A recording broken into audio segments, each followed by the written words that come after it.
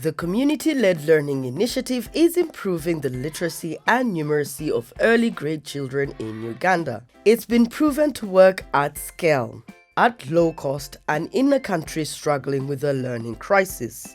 Why we call this a big success? Because then you'll find children up to P4, up to P5, struggling with what should have been done in P1 or P2. And then this program comes in and is able to fill that gap. Some of them are level who should have been in P5 but failed to read. And then they come back, they're able to read, and that gives them morale, that gives them excitement to continue with education. At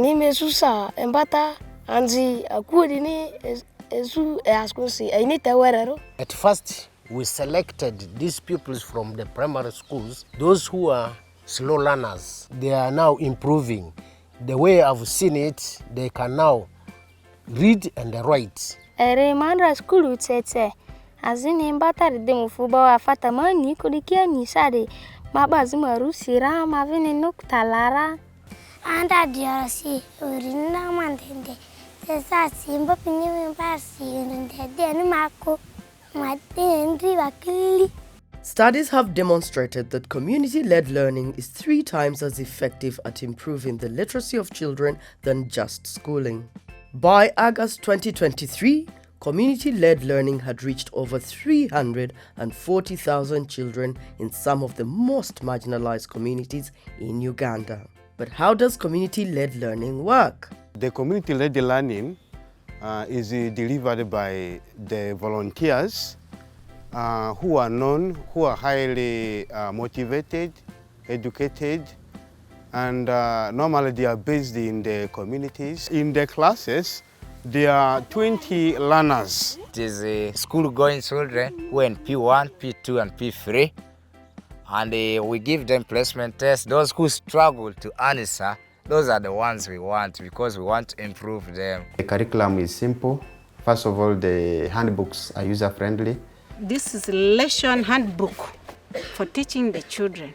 It has lesson plan and learners tracker to assess them. They're all here. Community-led learning was launched by the Strengthening Education Systems for Improved Learning SESIL program.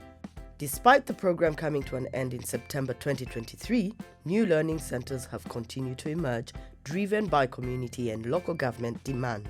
They recognize both the impact of community-led learning and the low costs involved. Around £5 per child for a complete cycle of lessons. When the program got finished, still parents were crying.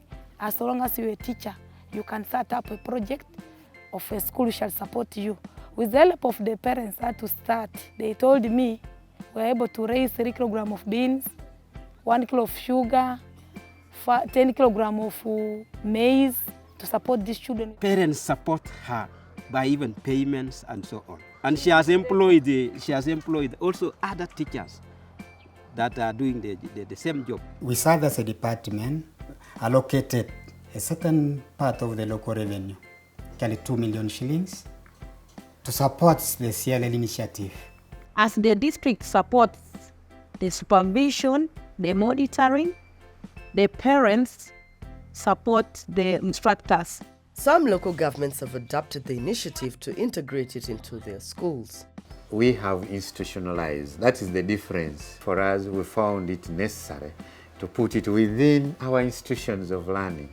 To date, communities and local governments have been self-funding and delivering community-led learning to over 8,000 children. We want this to spread across the country. We want our communities to take up this role of parenting in terms of the education of their children that has been demonstrated in this community-led learning project. Community-led learning lies at the heart of Uganda's sustainable development agenda.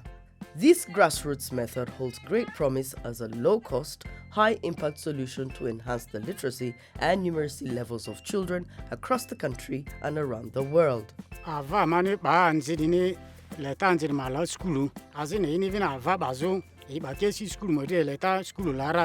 The demand is there. As long as we continue delivering as required, more we will yearn for it, and we shall continue extending. When they see that there's something good in it, you will see others also coming to bring the children. there must be somebody who begins. Like they say, 1,000 miles begins with one step.